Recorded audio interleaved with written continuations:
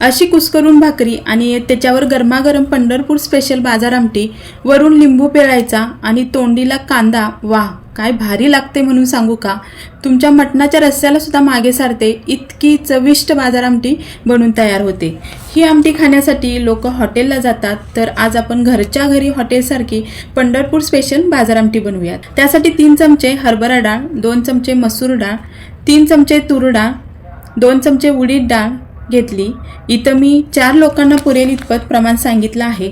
आता ही डाळ कुकरच्या डब्यात घेऊन स्वच्छ धुवून घ्यायची, म्हणजे डाळीवर जी काही धूळ असेल ती निघून जाते.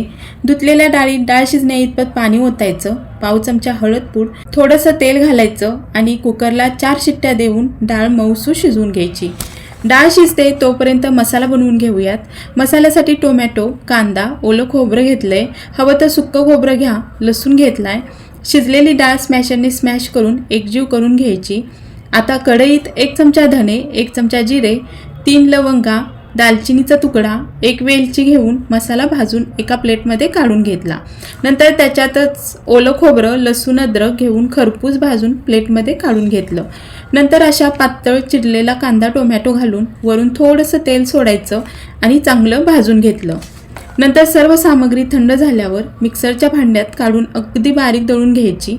फोडणीसाठी तेल गरम झाल्यावर मोहरी जिरे फुलले की तयार वाटण घालायचं. मसाला चांगला तेल सुटेपर्यंत परतून घ्यायचा.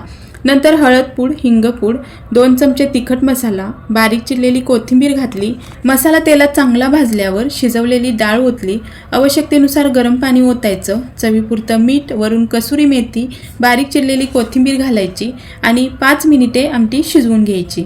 हे बघा, खूप छान पंढरपूर स्पेशल बाजार आमटी बनवून तयार झाली आहे. तुम्ही नक्की अशी आमटी एकदा घरी बनवून पहा.